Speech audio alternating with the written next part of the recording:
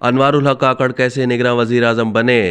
दिलचस्प रुदाद किसी सनसनीखेज फिल्म की कहानी से कम नहीं। अनवारुल हक को सियासत में लाने वाले और निगरान वजीर आजम बनवाने वाले कौन? वफादारी सबसे। काकड़ फार्मूला 1 कैसे भुलाया जा सकता है? जंग कॉलम्स। रोज़नामा जंग के कॉलम निगार मोहम्मद बिलाल गौरी अपने कॉलम में लिखते हैं कि बलूचिस्तान से ताल्लुक़ रखने वाले सेनेटर अनवारुल हक काकड़ दीगर तमाम उम्मीदवारों को शिकस्त देकर निगरान वज़ीर आज़म बनने में कैसे कामयाब हुए। ये दिलचस्प रुदाद किसी सनसनीखेज फिल्म की कहानी महसूस होती है। इक़्तिदार का ये हमा इसहाक डार, शाहिद खाकन अब्बासी, मिफ्ता इस्माइल, फवाद हसन फवाद, जनरल रिटायर्ड राहिल शरीफ, जस्टिस रिटायर्ड तसद्दुक जिलानी, जलील अब्बास जिलानी, गवर्नर सिंध कामरान टिसोरी, मखदूम अहमद महमूद, अब्दुल हफीज़ शेख, सादिक संजरानी और जाम कमाल से होता हुआ सेनेटर अनवार काकड़ के सर पर कैसे बैठा? ये तफसील जानने से पहले हम काकड़ फार्मूला 1 की बात कर लेते हैं। वज़ीर आज़म नवाज शरीफ ने 18 अप्रैल 1993 को सदर गुलाम ईसा खान के खिलाफ बगावत का अलम बुलंद करते हुए डिक्टेशन ना लेने का ऐलान किया तो सदर ने 58 2B के तहत कौमी असम्बली तहलील कर दी। मीर बलख शेर मज़ारी निगरान वज़ीर आज़म बने। उनके ओहदे की मियाद 90 दिन थी, मगर 39 दिन बाद ही उन्हें घर जाना पड़ा क्योंकि सुप्रीम कोर्ट ने 26 मई 1993 को नवाज शरीफ की हुकूमत बहाल कर दी।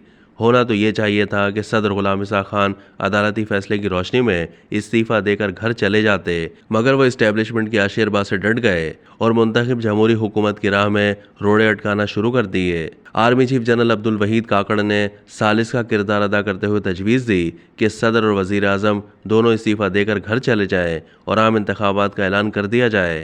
काकड़ फार्मूले के तहत सदर और वज़ीर आज़म की छुट्टी हो गई तो निगरान वज़ीर आज़म ढूंढने की ज़रूरत पेश आई।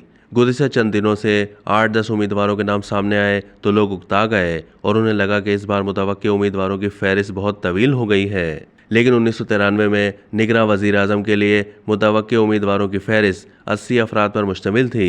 जब मशावरत का अमल शुरू हुआ तो एक के बाद दीगरे ये सब नाम किसी न किसी फरीक की जानिब से मुस्तरद कर दिए गए। आखिर में 2 टेक्नोक्रेट्स के नाम बाकी रह गए, आफ्ताब गुलाम नबी काजी और महबूबुल हक, मगर बेनज़ीर भुट्टो इन दोनों नामों पर मोतरज़ थीं।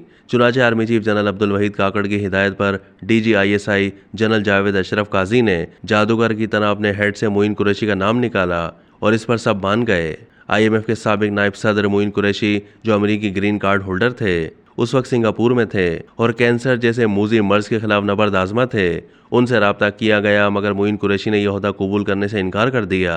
मोइन कुरैशी के इनकार पर लेफ्टिनेंट जनरल जावेद अशरफ काजी ने बैकअप प्लान के मुताबिक जिया दौर के chief justice supreme court justice Mohammad Haleem को बतौर निगरान वज़ीर आज़म सामने लाने का फैसला किया। जस्टिस हलीम उस वक्त अंदरून सिंध सफ़र कर रहे थे।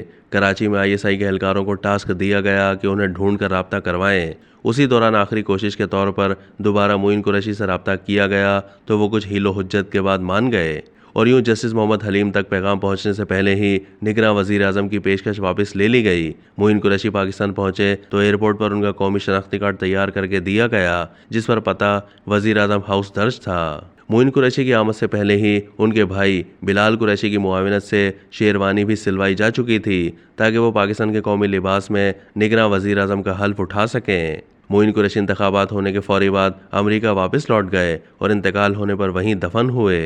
इस बार जितने मुतवक्के उम्मीदवारों के नाम लिए जा रहे थे इनमें सबसे पहले अब्दुल हफीज़ शेख पर गौर किया गया, मगर उन्हें निगरान वज़ीर आज़म बनाए जाने की सूरत में ये तासुर जाता कि IMF का बंदा लगा दिया गया है। सियासी जमातों की ख्वाहिश थी कि किसी टेक्नोक्रेट के बजाय काबिल एतमाद सियासी शख्सियत को ये जिम्मेदारी सौंप दी जाए। मियाँ नवाज शरीफ चाहते थे कि इसहाक डार निगरान वज़ीर आज़म बने ताकि आइंदा चंद महीने के दौरान मईशत में बेहतरी का क्रेडिट उनकी जमात को जाए, मगर इस्टेब्लिशमेंट ने इस तजवीज़ को मुस्तरद कर दिया।